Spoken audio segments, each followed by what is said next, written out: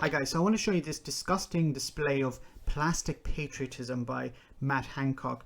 He was asked a question, a legitimate question, by Caroline Lucas, who's a Green MP. Now she says, in her question she asks about the rollout of the vaccine in developing nations, and of course the issue that seems to be whether there is a monopoly at play here. Let's hear what he had to say.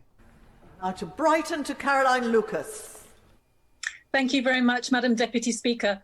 Projections show that some countries in the global south will have to wait until 2023 to achieve widespread vaccination because pharmaceutical monopolies are creating artificial restrictions. Given that no one is safe until everyone is safe, will the Secretary of State use his influence with Cabinet colleagues to ensure the government changes its position and backs proposals from India and South Africa to address pharmaceutical monopolies and help ensure that the world can produce enough vaccines for every country as soon as possible? Okay, so I think this is a legitimate question. And it also plays into an issue that was raised by many people about how the UK is paying a higher price for the AstraZeneca vaccine than the European Union is. And this could be partly the blame of why the UK has a higher proportion of the share of vaccines than the European Union. Basically, AstraZeneca is selling vaccines to the UK because the UK is paying more and not providing them to the European Union because the European Union got a cheaper deal. How are developing nations supposed to deal with that? Madam Deputy Speaker, the Honourable Lady would get a better hearing if she started on this subject by congratulating AstraZeneca, the British player in this vaccine race. Congratulating AstraZeneca. So we have the sycophancy of business here. We have this, and I've been talking about this before, how Matt Hancock continually says, look at what great work these private companies are doing. These private companies on the front line, creating these vaccines. Yes, the private companies are doing a good job, but that's their job. They're not charitable organizations, they're businesses. They're doing it for profit. Now, of course, some of them are not making a profit at the moment. I don't know if AstraZeneca is making a profit on this vaccine. Maybe they're not. But these companies are not doing it out of the goodness of their hearts. They're doing it because it's an investment for the future. They're taking a hit now in order to make a profit in the future. Or perhaps they're already making a profit on these vaccines at the moment. I don't know. But there are different approaches in business. But they're not charitable organizations. They're not doing it because they love humanity. Maybe Matt Hancock has been watching too many infomercials. Or perhaps the more likely approach is that Matt Hancock is trying to soften up the public for the sale of the NHS. Because the first step, of course, in selling off the NHS is to convince people that these businesses are charitable organizations, that they care about humanity, that they're doing it out of the goodness of their hearts, which, of course, they're not. Then the second step is to undermine the NHS, to say, look, the NHS isn't doing very well, these companies are doing much better. And then, of course, the third step is to convince the public, look, selling off these aspects of the NHS to the private sector is the right approach.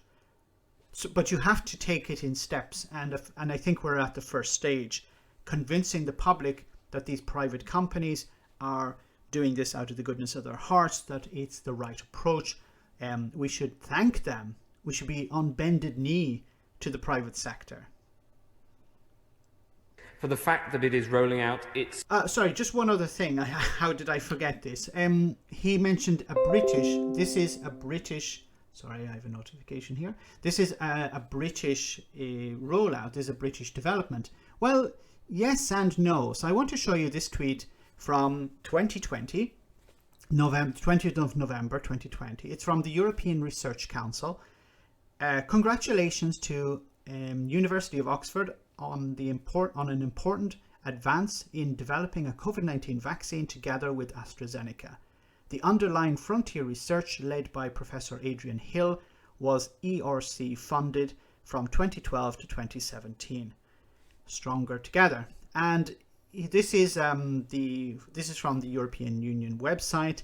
It shows here, as you can see on the right, European contribution was 2 million euros to the Chancellor, Master and Scholars of the University of Oxford. And this is for the immunogenetics of severe bacterial disease susceptibility and vaccine response in humans. So this is research that was used as part of the development of the vaccine that Matt Hancock is saying AstraZeneca should be thanked for.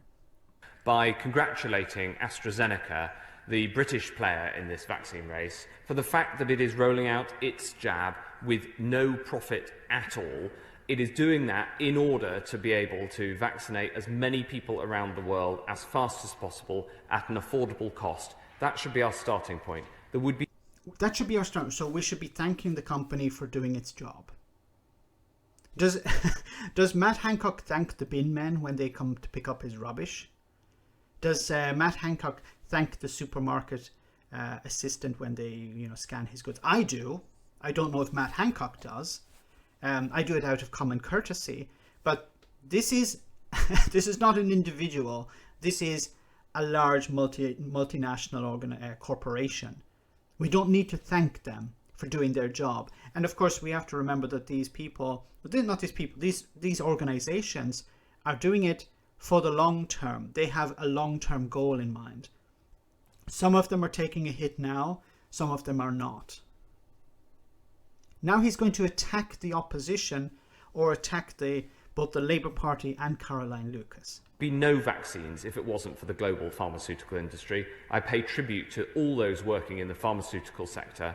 There is no way that we would have these jabs were a policy followed that disparaged the pharmaceutical sector. Disparaging the pharmaceutical sector. So how dare you insult the pharmaceutical sector by, describing monopolies that are actually a reality? And, well, he's actually disparaging the pharmaceutical sector because he's ignoring the input from the European Union. But of course, he can't say that because of Brexit. If he said, well, I want to thank, the AstraZeneca and the European Union for working together, for providing funding. No, we can't say that because that would piss off a lot of people. This is part of the plan, part of the plan towards privatization of the NHS. In the way that she proposed, in the way that the Labour manifesto proposed at the last election. Instead, we should come together to support industry, scientists, the NHS and government.